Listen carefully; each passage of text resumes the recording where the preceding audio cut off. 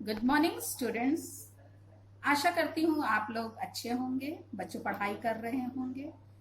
जितने भी दोहे हमने आप लोगों को पढ़ा दिए हैं, आप लोगों ने उसके संदर्भ सहित व्याख्या अपनी फेयर कॉपी में लिख ली होगी।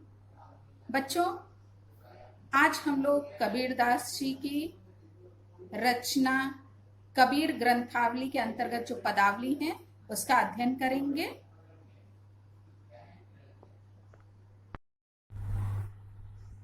बच्चों, आप लोग अपनी बुक को खोल लीजिए। हम लोग ने संत कबीरदास जी की साखी के अंतर्गत जो दोहे थे उसका अध्ययन कर लिया था। आज हम लोग उनका पदावली का अध्ययन करेंगे जो कि कबीर ग्रंथावली से लिया गया है। बच्चों, इस पद का संदर्भ आप इस प्रकार लिखेंगे कि प्रस्तुत पद कबीर ग्रंथावली से हमारी हिंदी की पाठ्य पुस्तक के काव्य भाग में पदावली शीर्षक के अंतर्गत संग्रहित है। यह संत काव्यधारा के अमर प्रणेता महात्मा कबीर द्वारा लिखा गया है या रचित है। तो ये बच्चों रहा इसका संदर्भ। इसका प्रसंग होगा बच्चों, इस पद में जो कबीरदास जी हैं उन्होंने जीवात्मा के परमात्मा से मिलन और उससे प्राप्त आनंद का बहुत सुंदर वर्णन किया है। देखिए, बहुत दिनन थे मैं प्रियतम पाए। थे मतलब होता है से। बहुत दिनन से मैं प्रियतम पाए। यहां कबीरदास जी कह रहे हैं कि बहुत दिनों के पश्चात मैं जीवात्मा, अपने आप को वो क्या बता रहे हैं, मैं जीवात्मा प्रियतम पाए। प्रियतम कौन है? परमात्मा रूपी प्रियतम को पा सकी। वो अपने आप को प्रियतमा मान रहे हैं और प्रियतम किसको मान रहे हैं? परमात्मा को। तो कह रहे हैं कि बहुत दिनन थे मतलब से, बहुत दिनों के पश्चात मैं जीवात्मा अपने प्रियतम रूपी परमात्मा रूपी प्रियतम को पा सकी। अर्थात ये कहना चाह रहे कि कई जन्मों के लगातार प्रयास करने के उपरांत मुझे क्या है, परमात्मा के दर्शन प्राप्त हुए हैं। परमात्मा से मिलने का सौभाग्य प्राप्त हो सका है। भाग बड़े घर बैठे आए, और वो उस पे क्या कह रहे हैं कि यह मेरा परम भाग यानी सौभाग्य, मेरा बड़ा सौभाग्य था कि घर ही बैठे आए। प्रियतम कैसे आए हैं? परमात्मा रूपी प्रियतम वो घर पे ही मेरे पधारे हैं। अर्थात परमात्मा घर बैठे ही मेरे पास आ गए हैं। मंगल चार माही मन राखो, और प्रियतम के आगमन से उनके मन में क्या है? मंगल चार। अर्थात मन उनका अत्यधिक पुलकित होकर मन ही मन वो मंगल चार यानी मंगल गीत गाने लगी। कौन? अपने आप को वो प्रियतमा मान रहे हैं ना, इसलिए वो क्या करेंगे कि मैं अपने प्रियतम के आगमन से क्या करने लगी? मन ही मन राखो यानी मन ही मन मंगल चार यानी मंगल के गीत गाने लगी। राम रसायन रसना चासो, राम रूपी रसायन अभी इसका मतलब होता है कि रसायन या वृद्धावस्था दूर करने वाली औषधि। इन्होंने वृद्धावस्था दूर करने वाली औषधि, और रसना मतलब जिह्वा से चाशो मतलब उसका रस स्वादन कर लिया। किसका? जिह्वा से। राम रसायन यानी ईश्वरीय आनंद का जो आस्वादन था उसको वो करने लगी। देखिए अभी पूरे का अर्थ हम आपको बता रहे हैं। यहाँ कबीरदास जी कहते हैं कि बहुत दिनों के पश्चात मैंने क्या किया है, मैं जीवात्मा अपने प्रियतम रूपी, किसको, परमात्मा रूपी प्रियतम को पा सकी। और कैसे पा सकी, यहाँ लिखे भाग बढ़े घर बैठी आई। हाँ, मुझे परमात्मा से मिलने का क्या है, सौभाग्य प्राप्त हो सका। यह मेरा परम सौभाग्य है कि प्रियतम कैसे आए, मेरे प्रियतम परमात्मा घर बैठे ही मेरे पास आ गए। और मैं मन ही मन क्या करने लगी, मंगलचार यानी मंगल के गीत गाने लगी। क्यों, पुलकित होकर के, प्रसन्न होकर के, क्योंकि प्रियतम स्वयं पधारे हैं। राम रसायन रसना चाशो, मतलब कि मैं अपने प्रियतम के आगमन से जब मन ही मन पुलकित होने लगी और मंगल गीत गाने लगी और अपनी जिह्वा से तब क्या हुआ, ईश्वरीय आनंद का, राम रसायन यानी ईश्वरीय आनंद का अपनी रसना यानी जिह्वा से मैं क्या करने लगी, उस आनंद की अनुभूति करने लगी। मंदिर माही भया उजियारा, और आगे क्या कह रहे हैं कि मन रूपी मंदिर में ज्ञान का उजियाला यानी ज्ञान का आलोक जो है वो फैल गया। ली सूती, सूती मतलब होता है सुखी, अपना पीव पियारा, और वो अपने पीव पियारा अर्थात अपने प्रियतम को अपने साथ लेकर वो सुखी यानी मिलन का सुख जो है उसको भोगने लगी, यानी मिलन के सुख का आनंद लेने लगी। मैं रनी राशि जे निधि पाई, आगे वो कह रही हैं कि मेरे परमात्मा की प्राप्ति कैसी थी, रनी राशि, रनी राशि मतलब होता है रत्नों का खजाना, निधि यानी भंडार, ठीक है। तो यहाँ पे कैसा उनको खजाना प्राप्त हुआ, परमात्मा की प्राप्ति रत्नों का खजाना जैसी ही है। परमात्मा की प्राप्ति उनको किसके समान लगी, रत्नों का खजाना मिलने जैसी ही है। हम ही कहाँ यहू तुम ही बढ़ाई, आगे कह रहे हैं कि मैं स्वयं तो इस योग्य ना थी, किंतु ये बड़ाई जो है, बड़ाई अर्थात ये जो आपने मुझ पर उदारता और महानता दिखाई है वो हम ही कहा, वो मुझे आपसे ही प्राप्त हुई है। ये बताना चाह रहे हैं कि मैं स्वयं तो इस योग्य ना थी, अपने आप को प्रियतमा मान रहे, इसलिए क्या कह रहे हैं कि मैं स्वयं इस योग्य ना थी, वरन यह तो किसके कारण हुआ, परमात्मा की ही उदारता और महानता है कि वे मुझे क्या हो गए, प्राप्त हुए हैं। कही कबीर मैं कछु न कीन्हा, कबीरदास जी क्या कह रहे हैं, मैंने कुछ भी कीन्हा मतलब खरीदा नहीं है। सखी सुहाग राम मोही दीन्हा, आगे क्या कह रही, हे सखी मुझे ये जो सुहाग प्राप्त हुआ है वह तो राम जी ने अर्थात परमात्मा की ही कृपा का ही परिणाम है, परमात्मा ने ही मुझे यह प्रदान किया है। ये बताना चाह रहे हैं कि सब ईश्वर की कृपा से ही, परमात्मा की कृपा से ही मुझे यह प्राप्त हुआ है कि मुझे परमात्मा रूपी प्रियतम प्राप्त हो गए हैं। तो इसमें बच्चों पूरे पद में ये बता रहे हैं कि जीवात्मा के परमात्मा से मिलन पर उनको कितने आनंद की अनुभूति हुई है उसका वर्णन इसमें इन्होंने किया है। अब हम लोग नेक्स्ट पद देखेंगे।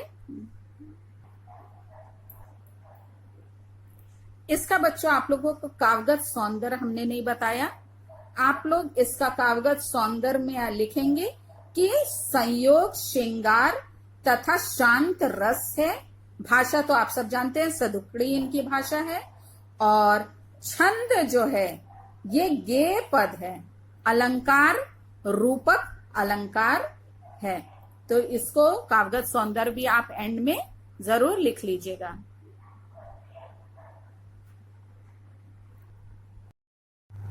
संतों भाई आई ज्ञान की आंधी रे, भ्रम की टाटी सबे उड़ानी, माया रहे ना बांधी रे।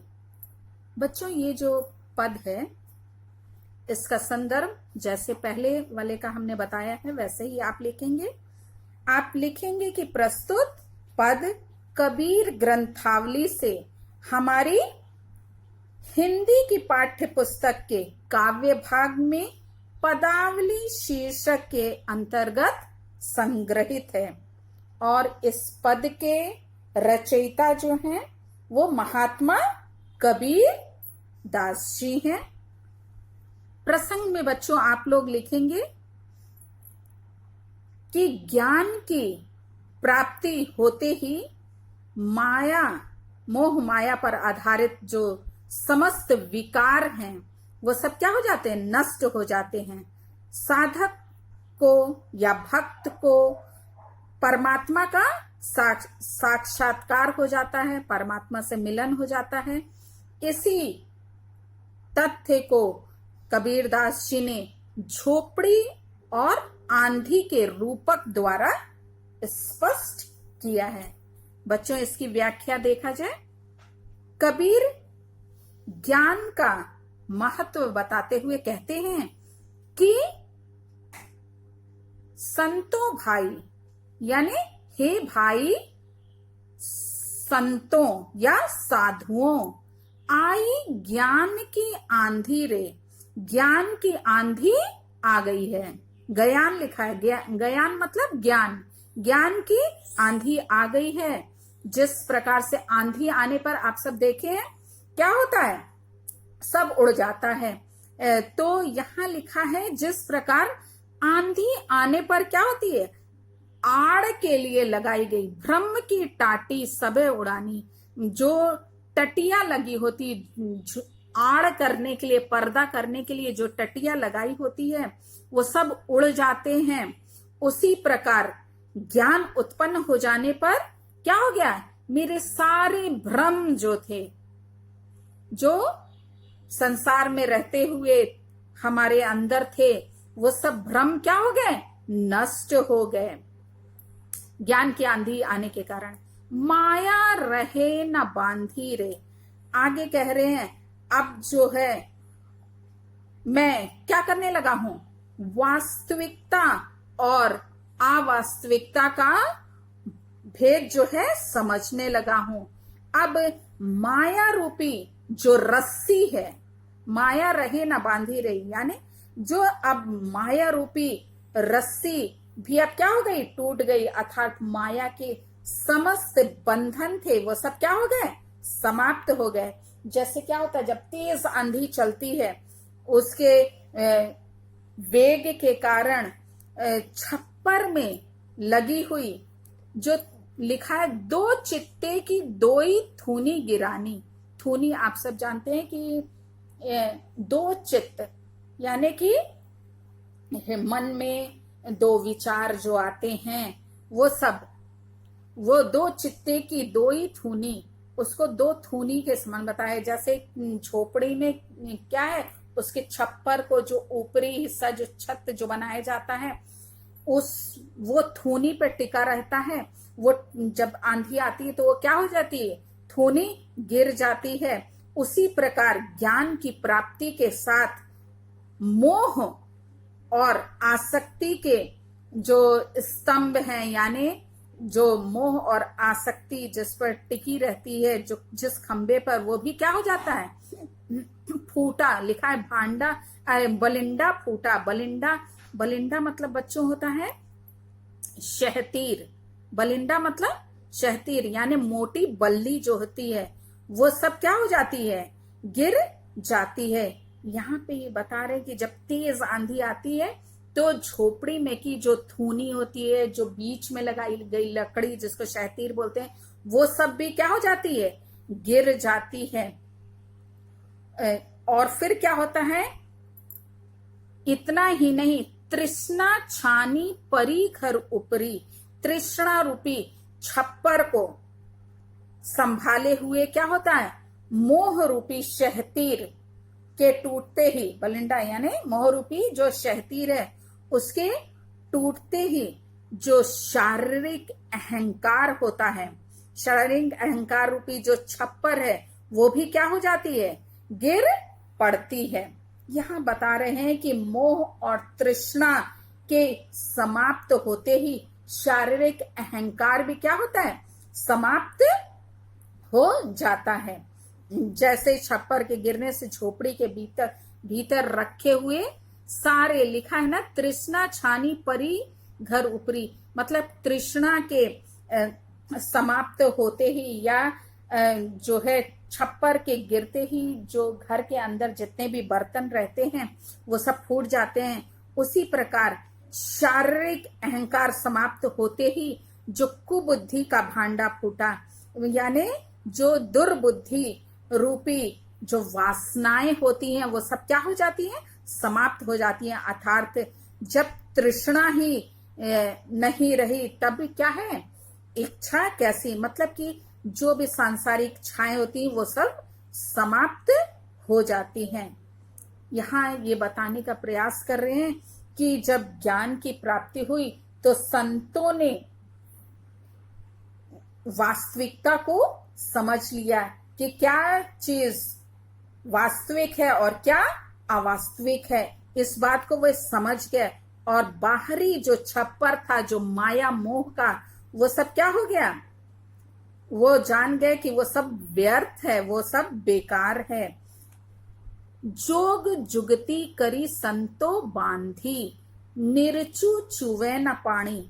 आगे कह रहे हैं संतों के योग की युक्तियों और सद्वृत्तियों, जुगती यानी युक्तियां और जोग मतलब योग होता है, तो योग की युक्तियों और सद्वृत्तियों की सहायता से शारीरिक जो छप्पर का निर्माण किया था इसका सारा निकस्या, निकस्या मतलब निकल गया, क्या चीज, कूड़ा करकट तुरंत बाहर निकल गया। जितना भी कूड़ा करकट था काया यानी शरीर का, वो सब क्या हो गया, बाहर निकल गया।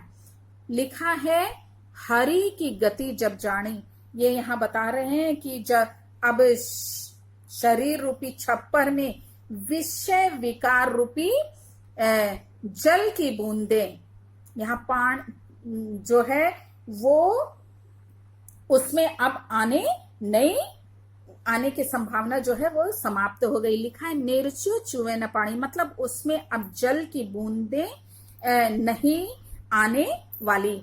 यहाँ ये बताने का प्रयास कर रहे हैं कि जब ईश्वरीय ज्ञान की प्राप्ति हुई तब जितने भी शारीरिक मोह माया का जो छप्पर था वो सब क्या हो गया, वो सब समाप्त हो गया। और उसके समाप्त होते ही शरीर में जो है कोई भी विकार नहीं रहा। और फिर क्या हुआ, आंधी पीछे जो जल बूठा, प्रेम हरिजन जन भीना। ये कह रहे हैं ज्ञान की इस आंधी के बाद जो है क्या हुआ, प्रभु के भक्ति रूपी जल की वर्षा हुई और उससे समस्त भक्त जन जो थे वो सब क्या हो गए, भीग गए। भीना यानी जितने भी उनकी भक्ति करने वाले थे वो सब भी उसमें भीगे, भक्ति के रस में, और वे भक्ति से अभिभूत हो गए। कही कबीर भान के प्रकटे, भान यानी कि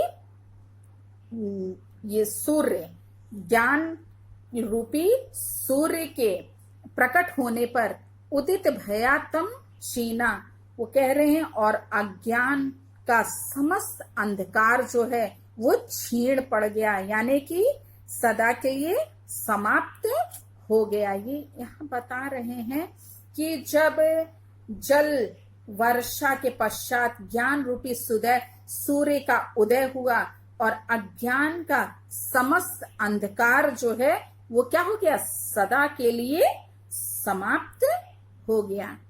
इस पूरे पैराग्राफ में बच्चों झोपड़ी के माध्यम से इन्होंने समझाया कि जैसे आंधी आती है तो झोपड़ी क्या हो जाती है, उसकी थूनी गिर जाती है, उसकी शहतीर गिर जाती है, उसका छप्पर गिर जाता है और छप्पर के गिरने से अंदर रखे हुए बर्तन टूट जाते हैं।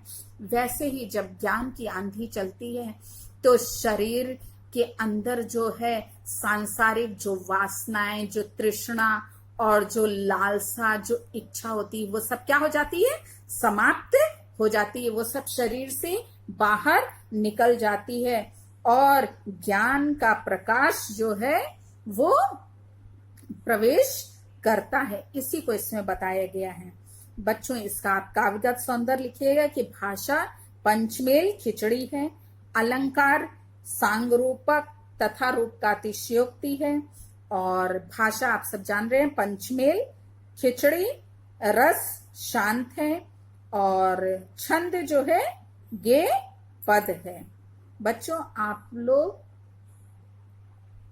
इसमें गुण जो है प्रसाद आप लिख सकते हैं। काव्यगत सौंदर्य में आप एक लाइन ये भी लिख दीजिएगा कि महात्मा कबीर के अनुसार ज्ञान और भक्ति दोनों ही क्या है, साधना के फल हैं। उनके मत के अनुसार भक्ति एवं ज्ञान अभिन्न अंग है। ज्ञान प्राप्त होने पर माया से उत्पन्न अज्ञान के नाश होने का यहाँ इन्होंने बहुत ही सुंदर वर्णन किया है। Thank you.